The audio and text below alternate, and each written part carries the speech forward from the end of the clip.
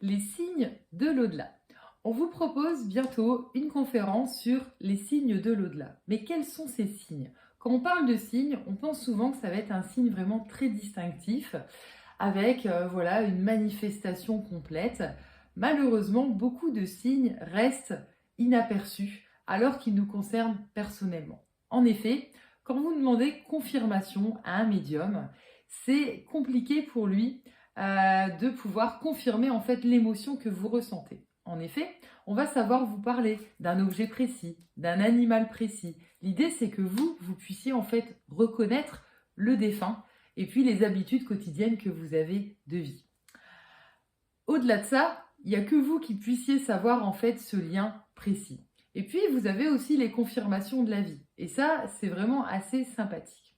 Personnellement, j'ai eu des petits messages assez rigolos que l'on peut avoir en fait tous les jours sans forcément s'en apercevoir.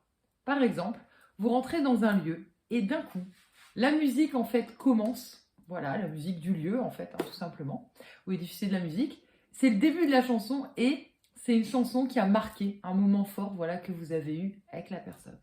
Moi, j'ai personnellement ça avec une chanson de Barry White. Autant dire que du Barry White, c'est pas diffusé tous les 2 minutes, voilà, dans un grand magasin, dans un bowling. Et ça m'est arrivé plusieurs fois. Et ça, c'est assez marrant quand ça vous arrive le jour de votre anniversaire ou à un moment de doute, voilà.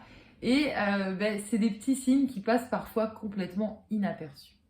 Les signes que vous pouvez avoir, les plus courants aussi qu'on va finalement reprendre, c'est le fait de trouver une feuille en forme de cœur, c'est de trouver une plume. Là, on sera plus en règle générale sur votre ange, sur votre guide, voilà. Mais les signes de tous les jours, ils peuvent être vraiment très anodins. Et les choses parfois les plus petites, en fait, je trouve personnellement que c'est les plus fortes. J'ai déjà eu en exemple, voilà, quelqu'un qui avait perdu son père et qui venait d'emménager dans une maison. Et c'était le jour, voilà, de son anniversaire. Bon, il y pense, il se dit, tiens, ça aurait été encore l'année dernière, il m'aurait passé un coup de fil, il m'aurait appelé. Et puis, quelques heures après, le téléphone sonne, il répond, personne au bout du fil. Et là, il s'interroge et dit, mais c'est bizarre, je viens d'emménager, pour moi l'abonnement il n'est pas encore actif. Il va demander en fait à sa compagne, qui va à ce moment-là lui dire, non, j'ai rien fait, j'ai rien branché. Et là on va s'apercevoir que le téléphone en fait n'est pas branché du tout, mais a réussi à sonner. Voilà. Pour moi, c'est des messages, ça, qui sont extrêmement forts. C'est des choses vraiment voilà, qui nous font ressentir une émotion qui est au-delà de tout, parce que ça fait partie de l'inexplicable, et en même temps, tout ce qui est inexplicable, c'est ce qui va être le plus fort, en fait, tout simplement. Je sais que à l'enterrement, voilà, de mon précédent compagnon que j'ai perdu accidentellement, je me souviens que j'ai eu l'impression qu'il me faisait un clin d'œil au funérarium. Je me dis, non mais là, ma pauvre fille, alors c'était le début des choses que je percevais vraiment concrètement. Je me dis, non mais là, tu perds la boule, c'est pas possible. On sait tous que notre corps, après, voilà, il devient dur en fait, et que tout ce qui sera mouvement comme ça, c'est impossible. Et puis, j'ai ma meilleure amie en fait qui me dit, écoute, c'est bizarre, je viens d'aller le voir, j'ai l'impression qu'il m'a fait un clin d'œil. Et même sa maman, qui va le voir, qui ressort et qui me dit, je perds complètement la boule, il m'a fait un clin d'œil. Ça, c'est quand même fort. C'est bien ici une confirmation qu'on a bien reçu un message. Notre cerveau fait le boulot, mais on doute. Mais on va avoir jusqu'à 2 personnes, voilà, parfois plus, qui vont finalement nous confirmer la même chose. On se dit, non, mais là, on n'est plus dans le hasard, voilà. Après, bien sûr, on dira toujours qu'on ne peut pas confirmer scientifiquement. Mais on s'en fiche, parce que le vécu et ce qu'on a ressenti, ça, c'est unique. Et c'est vraiment, en fait, ce qui est fort. Parfois, les signes, c'est aussi sans message. Ça, c'est important aussi de le comprendre. Je sais qu'une nuit, je me suis retrouvée en fait dans un parc, mais luxuriant, tout scintillé, mais pas dans le sens c'est beau, c'est dans le sens tout vivait, tout était énergie en fait. Et on se ressentait dans tout. J'étais moi et en même temps je ressentais l'herbe et en même temps je ressentais les fleurs et les arbres. Et mon précédent compagnon était assis en fait à côté de moi. Et je sentais qu'on était dans un plan intermédiaire, ni sur Terre, ni dans l'au-delà, puisque j'ai pas ma place vu que je suis incarnée. On était sur un plan intermédiaire. Et d'un coup d'un seul, il tourne sa tête et il essaie en fait de me parler. Sauf qu'ils n'ont plus de corde vocale. Donc comme ils n'ont plus de corde vocale, ils ne peuvent pas communiquer avec nous comme ça fonctionne par télépathie. Et d'un coup, il y a eu comme un... J'explique ça comme une vitre en fait. Ouais, c'était bien avant le Covid, tout ça. Mais il y a eu comme une vitre, comme un voile. Comme si d'un coup on nous séparait. Et je le voyais, il s'énervait parce qu'en fait, il voulait me prévenir de quelque chose. Et je me suis toujours dit, c'est le CSA de là-haut. Voilà, parce que j'ai senti qu'il n'avait pas le droit, en fait, de me prévenir.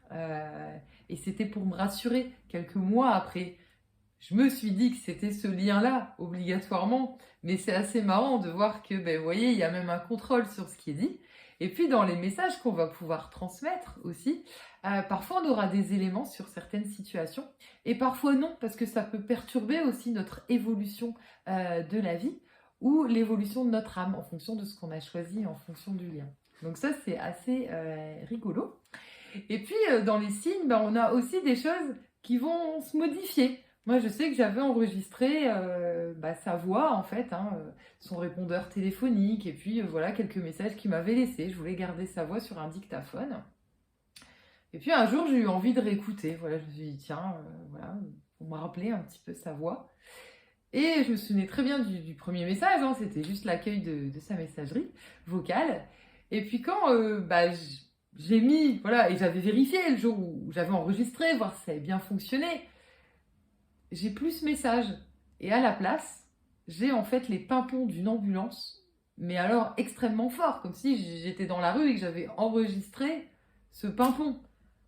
Et là, je me dis, waouh, comment ça a pu se modifier? C'est étrange, c'est bizarre, j'ai jamais enregistré ça. Et puis il était neuf, moi j'ai pas, voilà, c'est pas un dictaphone que j'ai récupéré, je l'avais acheté exprès. Donc il n'y a pas de doute possible en fait là-dessus. Et ça, c'est un message assez fort parce que voilà, quand c'est arrivé, il a été emmené par les pompiers. Donc je me dis, est-ce que voilà, c'est cette sonnerie-là que j'ai entendue? Et en même temps, je me suis dit, le message, c'est t'accroches pas à ça, passe à autre chose. De toute façon, j'ai plus de cordes vocales. Alors que les autres messages, y étaient encore, mais ça m'a coupé l'envie et le besoin en fait d'aller plus loin. Et je me suis dit, c'est vrai, on n'a pas besoin de ça en fait. Voilà. Donc tous ces petits signes, c'est vraiment voilà, pour vous donner des éléments, c'est aussi pour nous rassurer.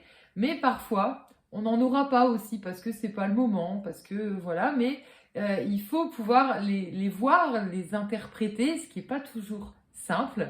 Voilà. Et comme expliqué, on vous donne rendez-vous à fin février. Voilà, pour la conférence sur les signes de l'au-delà. Si vous nous suivez à distance, on filme bien sûr cette conférence et on vous la mettra en ligne pour que vous puissiez directement la voir, et je vous mettrai en lien en dessous, voilà, de cette vidéo, l'accès direct. Je vous dis à très bientôt.